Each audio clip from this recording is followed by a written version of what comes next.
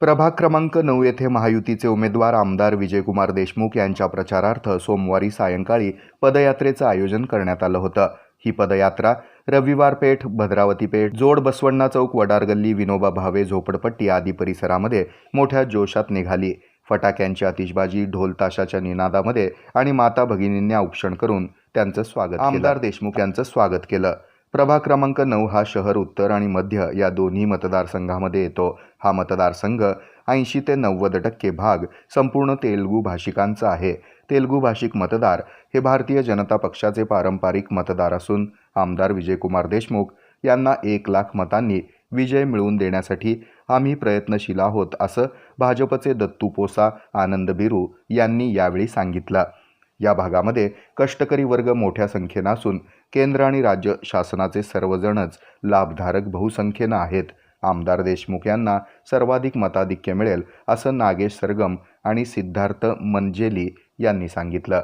या पदयात्रेमध्ये भाजपा महिला आघाडी अध्यक्षा विजया वड्डेपल्ली, माजी नगरसेविका रामेश्वरी बिर्रू, राधिका पोसा, मेघनाथ हेमल, शिवानंद पाटील, शेखर इगे, गंगाधर बंडगर, नागनाथ बापट, नितीन बिच्चल, बजरंग कुलकर्णी, प्रकाश गाजुल, शारदा चरकुपल्ली, अमोल धडके, प्रतिकाडम, श्रीनिवास जोगी, नागनाथ पल्लाटी, विमल कन्ना आदी सहभागी झाले होते। 47 शहर उत्तर विधानसभाचे भाजपा महायुतीचे अधिकृत उमेदवार माननीय विजयकुमार देशमुख मालक यांच्या प्रचारात आज प्रभाग क्रमांक 9 वडरगल्ली विनोबा झोपडपट्टी येथून भव्य पदयात्रा निघत असून ठिकठिकाणी औक्षण करण्यात आले व तसंच फटाक्यांनी आतिषबाजी करून मालकांचं स्वागत करण्यात आले।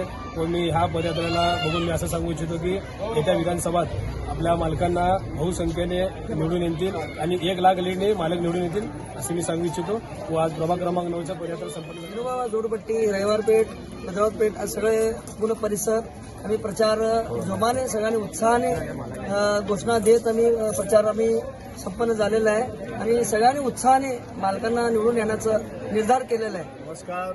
आता प्रभाग क्रमांक 9च्या वतीने पदयात्रा एकदम उत्स्फूर्तपणे सांगता समारंभ झाले असून प्रत्येक लोकांच्या घरोघरी पदयात्रा करताना लोकांच्या घरोघरी एकच आवाज येत होता, देशमुख मालक तुम आगे बढ़ो, हम तुम्हारे साथ है।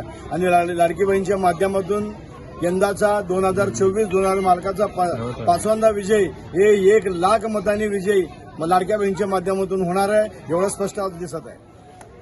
आपल्या देशाचे नेतृत्व माननीय नरेंद्रजी मोदी आणि राज्याचे आपले लाडके भाऊ देवाभाऊ म्हणजे देवेंद्र फडणवीस यांच्या नेतृत्वात आपल्या सोलापूर शहरात जे काही विकासाचे कामं झालेले आहेत, स्मार्ट सिटीच्या माध्यमातून असतील, अन्य विकास निधीच्या माध्यमातून जे विकास कामं झालेत, या जोरावर शहर उत्तरमधून मालक सर्वाधिक मताधिक्याने या ठिकाणी निवडून येतील अशा पद्धतीचा या ठिकाणी या पदयात्रेमध्ये उत्साहाचं वातावरणावरून दिसून येत आहे।